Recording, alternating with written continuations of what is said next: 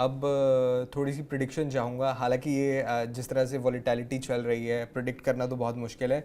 मैंने एक अनुमान के तौर पर बताया था कि शायद साल के जो अंत में 1.5 लाख सोने की कीमत हम देख सकते हैं, MCX हो या फिर जो आम खरीदार खरीद रहे हैं विद GST और बाकी मेकिंग चार्जेस। तो आपको क्या लगता है साल के अंत तक आप सोने के कितने दाम देख रहे हैं, कि सोने और चांदी के अगर दोनों की बात 1.5 लाख तो मुझे लगता है कि थोड़ा सा अनअचीवेबल टारगेट है गोल्ड के लिए।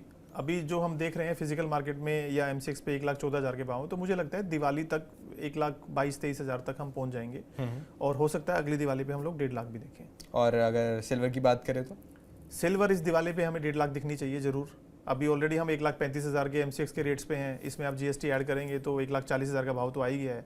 तो दिवाली में भी एक्चुअली अब ज़्यादा टाइम नहीं है, only around Diwali just around, तो definitely we can see 1.5 lakh of prices in silver. जी अच्छा, इस पे एक सवाल बड़ा अहम हो जाता है, गोल्ड एज एन इन्वेस्टमेंट। आपने भी जिक्र किया कि अब जो है इन्वेस्टमेंट के तौर पर गोल्ड को देखा जाना चाहिए, लेकिन क्या बेहतर ऑप्शन क्या होगा? क्योंकि हमने देखा है बहुत सारे ऑप्शंस आ गए हैं गोल्ड में, फिजिकल गोल्ड तो है ही, इसके अलावा ETF या और कुछ भी सॉवरेन गोल्ड बॉन्ड्स भी हैं, बिल्कुल गोल्ड कॉइन्स भी हैं। बेस्ट या सबसे सेफ ऑप्शन आप किसे देखते हैं? देखिए मुझे लगता है कि जब आप लुक एंड फील की बात करते हैं तो आप ऑनलाइन तो आप स्टॉक मार्केट में इन्वेस्ट कर ही रहे हैं ना, गोल्ड को जब आप छू के देखते हैं, आपके घर पे लाते हैं, तो आपको थोड़ा सा ज़्यादा लुत्फ आता है। तो मेरी प्रेफरेंस तो, और बीइंग ए ज्वेलर ऑल्सो, मेरी प्रेफरेंस हमेशा ही फिजिकल गोल्ड रहा है। आप MMTC के गोल्ड के कॉइन खरीदिए, वो हमेशा आपको प्योरेस्ट फॉर्म में मिलेंगे, और उनके ऑथोराइज डीलर्स के पास जाइए और वहाँ से खरीदिए। अच्छा, तो जिस तरह से दर्शक हमें देख रहे होंगे, इनमें से बहुत सारे इन्वेस्टर्स होंगे और बहुत सारे ऐसे लोग होंगे जो अपने शादी ब्याह या दूसरे कामों के लिए गोल्ड खरीदते हैं। दोनों के लिए आप क्या संदेश देना चाहेंगे, इन्वेस्टर्स और जो आम खरीदारी करते हैं सोने की त्योहारी सीजन में खास तौर पर? एक ही सलाह है और वो हमेशा के लिए कि सोना हर भाव में सस्ता है। जब आपका दिल करे, जब आपको ज़रूरत हो, जब आपका ओकेज़न हो, कोई सेलिब्रेशन है, एनिवर्सरी है, बच्चे का बर्थडे है, आप उसको आईफोन देने की जगह पे गोल्ड का एक 10 ग्राम का सिक्का दीजिए। वो अगले साल तक आपका 1.5 जरूर हो जाएगा और हो सकता है कुछ साल में डबल भी हो जाए। तो सोना एक ऐसी चीज़ है जिसको आप अपने लाइफ का एक हिस्सा बना लीजिए कि आपको हर महीने एक SIP छोटी सी 20,000 की, 30,000 की, 10,000 की, आप 1 ग्राम 2 ग्राम का कोई भी कॉइन अपने घर में लाते रहिए। जब आप सोवरेन गोल्ड बॉन्ड्स में भी इन्वेस्ट कर सकते हैं, वहाँ पे आपको GST की भी सेविंग होती है, और उस पर ETFs में भी आप इन्वेस्ट कर सकते हैं। तो किसी भी फॉर्म में आप गोल्ड को अपनी लाइफ का हिस्सा बनाएं, सिल्वर को भी अपनी लाइफ का हिस्सा बनाएं। सिल्वर थोड़ा स्टोर करने में और इन्वेस्टमेंट करने में प्रॉब्लमेटिक है क्योंकि वो भारी होती है, फैलावट की चीज़ है। तो आप सिल्वर में ETFs में इन्वेस्ट कर सकते हैं। There are multiple ETFs available in silver.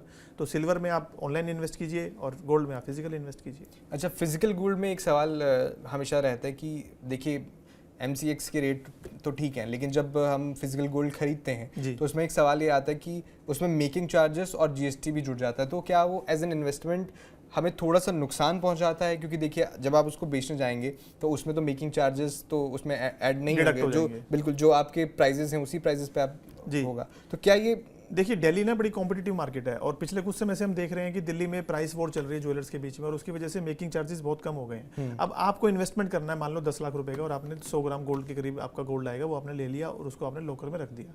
उसके जगह पे अगर आप बीवी के लिए 2 हार ले लेंगे और आपने 5%, 8% कुछ मेकिंग चार्जेस दे भी दिए, तो आपके दोनों काम हो रहे हैं ना, आपकी इन्वेस्टमेंट भी हो रही है और बीवी भी खुश हो रही है। चलिए बहुत बहुत शुक्रिया, आपने हमारे व्यूअर्स के लिए बहुत अच्छी जानकारी दी। कोई लास्ट संदेश आप एक बार फिर से देना चाहें हमारे दर्शक जितने भी आपको सुन रहे हैं, देख रहे हैं, खास तौर पर त्योहारी सीजन है, बम्पर गोल्ड जो है लोग खरीदने वाले हैं, क्या बोलेंगे आप? देखिए गोल्ड और सिल्वर के किसी भी पीक को आप पीक मत समझिए। सबसे बड़ी सलाह तो यही है, आप हर भाव में सोना और चांदी खरीदते रहिए। सेकेंडली सीज़न है वेडिंग का और फेस्टिवल्स का, तो हर ज्वेलर कोई ना कोई ऑफर और तोहफा लेके आपके पास आया है, तो ज़रूर जाएं, मन से शॉपिंग करें, खूब करें। किसी भी भाव में ये मत सोचिए कि अब तो थोड़ा कम आएगा तब हम देखेंगे। तो सोना हमेशा खरीदते रहिए।